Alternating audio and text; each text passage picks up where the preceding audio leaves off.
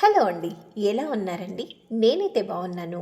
నాతో పాటు మీరు కూడా బాగున్నారని, బాగుండాలని కోరుకుంటూ భారతదేశంలోని ఉత్తరప్రదేశ్లో 2025 జనవరి 13వ తేదీ నుంచి ఫిబ్రవరి 26వ తేదీ వరకు త్రివేణి సంగమం ఉన్నటువంటి ప్రయాగ్రాజ్లో కుంభమేళాని మహాకుంభమేళగా మనం జరుపుకుంటున్నాం. ప్రతి 4 ఏళ్లకు ఒక్కసారి వచ్చేటటువంటి కుంభమేళ సూర్యుడు బృహస్పతి గమనాన్ని ఆధారం చేసుకొని వివిధ ప్రాంతాలైనటువంటి నాసిక్, హరిద్వారు, ప్రయాగ, ఉజ్జయిని ఈ 4 ప్రాంతాల్లో జరుగుతూ ఉంటుంది.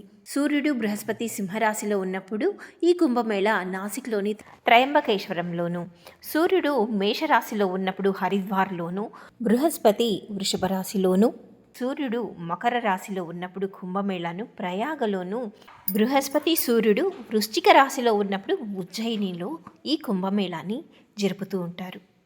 ప్రతి స్థలంలోనూ కుంభమేళా నిర్వహించే తేదీలను సూర్యుడు, చంద్రుడు, బృహస్పతి వీళ్ళ యొక్క స్థానాల ఆధారంగా కుంభమేళా ఎప్పుడు ఎక్కడ జరగాలి అన్నది నిర్ణయించబడుతుంది. ఇప్పుడు ప్రయాగలో నిర్వహించబడుతున్నటువంటి మహాకుంభమేళా యొక్క ప్రత్యేకత ఏంటంటే ఈ కుంభమేళా 12 కుంభమేళా చక్రాలను పూర్తి చేసుకుందంట. అందుకే ఈ కుంభమేళాని మహాకుంభమేళాగా అభివర్ణిస్తున్నాము. ఈ మహాకుంభమేళా 45 రోజుల పాటు జరగనుంది. అసలు ఈ కుంభమేళా ఎందుకు చేసుకుంటాము అంటే క్షీరసాగర మథనం సమయంలో ఆ సాగరంలో నుంచి అమృత భాండం ఉద్భవించింది కదా. ఆ పాత్ర కోసం దేవతలు, రాక్షసులు పోరాటం సాగిస్తూ ఉండేటప్పుడు అందులో నుంచి 4 అమృతపు చుక్కలు భూలోకంలో ఉన్నటువంటి 4 నదుల్లో పడ్డాయంట. దాంతో ఆ 4 నదులు అత్యంత పవిత్రతను సంతరించుకున్నాయని పురాణాలు చెబుతున్నాయి.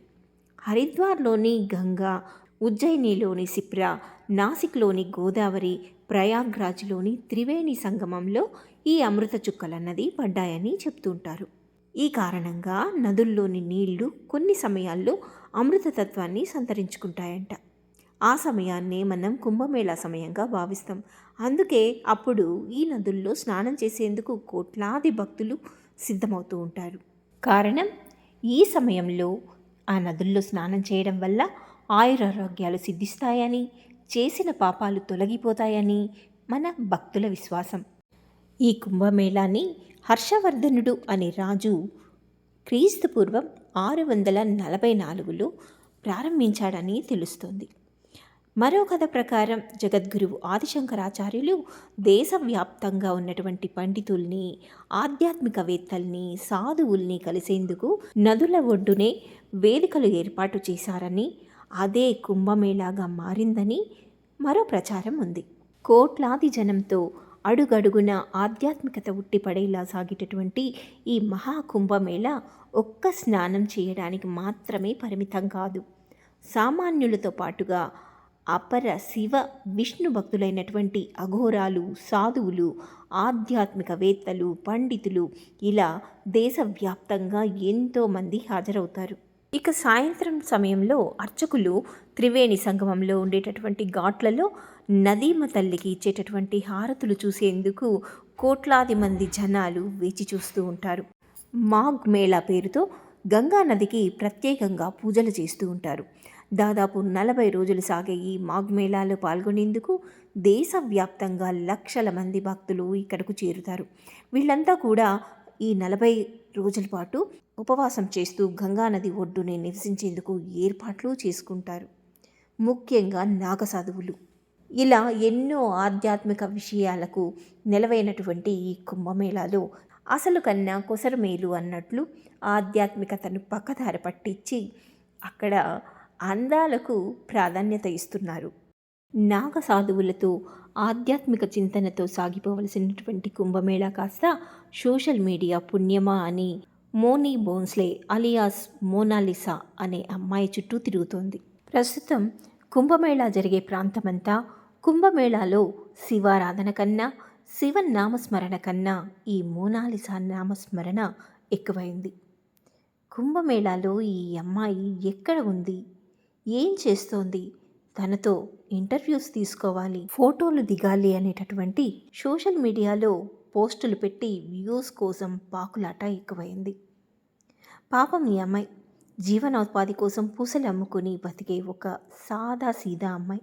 మోనాలిసా ఆమె తండ్రి ఇద్దరూ ఈ కుంభమేళాలో పూసలు అమ్మి కుటుంబానికి అవసరమయ్యేటటువంటి 4 రాళ్ళు సంపాదించుకోవటానికి ఇండోర్ నుండి వస్తే ఎవరో ఈ అమ్మాయి ఫొటోసు వీడియోసు తీసి సోషల్ మీడియాలో పోస్ట్ చేశారు. అమ్మాయి కళ్ళు, నవ్వు, మాటలు జనాలను ఆకర్షించి రాత్రికి రాత్రి సెలబ్రిటీ లెవెల్లో పాపులర్ అయింది ఈ అమ్మాయి. దాంతో ఆ అమ్మాయి పేరు మీద ఇన్స్టా అకౌంట్స్ కొత్తవి క్రియేట్ చేసి హల్చల్ చేస్తున్నారు కొందరు యూజర్స్. అంతటితో ఆగారా? లేదు. కుంభమేళాలో ఆమె ఎక్కడుంది, ఏం చేస్తోంది అని వెతికి తనను వెంబడిస్తూ వాళ్ళ జీవనోపాధికి అడ్డుపడటమే కాదు, ఆమెతో ఫోటోలు, వీడియోసు, ఇంటర్వ్యూస్ అంటూ ఆమె ఉన్న చోటు క్రౌడ్ ఎక్కువ కావడంతో తనను పోలీసులు అక్కడి నుంచి పంపించే పరిస్థితి తీసుకువచ్చారు. అరే బాబు, ఏంట్రా ఎప్పుడూ ఆడపిల్లని చూడలేదు అన్నట్లు ఇంత అందాన్ని చూడలేదు అంటూ అలా ఎగబడటం ఏందో. వీడియోలు, ఫొటోస్ తీసుకొని వీళ్ళు సంపాదించుకోవడానికి, వ్యూస్ పెంచుకోవడానికి ఆమె వెంటపడి వాళ్ళ జీవనోపాధికి అడ్డుపడి వాళ్ళ కడుపు కొట్టడం ఏ మాత్రం సబబు కాదు అని బుద్ధున్నోడు ఎవడైనా ఆలోచిస్తాడు. ఒరే నాయనా, ఆ పిల్ల వాళ్ళ కుటుంబానికి ఆసరా, తన తమ్ముణ్ణి తానే చదివిస్తోందంట. వాళ్ళ కుటుంబ బాధ్యతలు ఆ అమ్మాయి మోస్తోందంట. మీరు అట్లా తేనె కళ్ళ సుందరి, దివి నుంచి దిగి వచ్చినటువంటి అప్సరస ఈ మోనాలిసా అంట ఆమె వెంటపడడం మానంటరా దేవుడా. వాళ్ళ బతుకులు వాళ్ళని బతకనివ్వండి.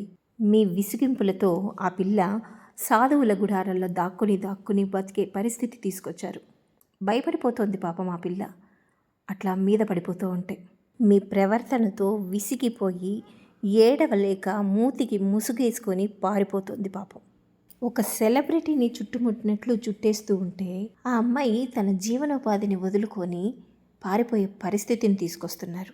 గుడ్డిలోకి మెల్ల అన్నట్లు ఈ సోషల్ మీడియా వల్ల జరిగినటువంటి మంచి ఏదైనా ఉంది అంటే ఆమె పట్ల ద డైరీ ఆఫ్ మణిపురి అనేటటువంటి బాలీవుడ్ మూవీలో ఆమె ఒప్పుకుంటే ఆ మూవీలో ఒక మెయిన్ పోర్షన్ని ఇస్తున్నట్లుగా ఒక ఆఫర్ అయితే రిలీజ్ చేశారు ఆ మూవీ టీమ్.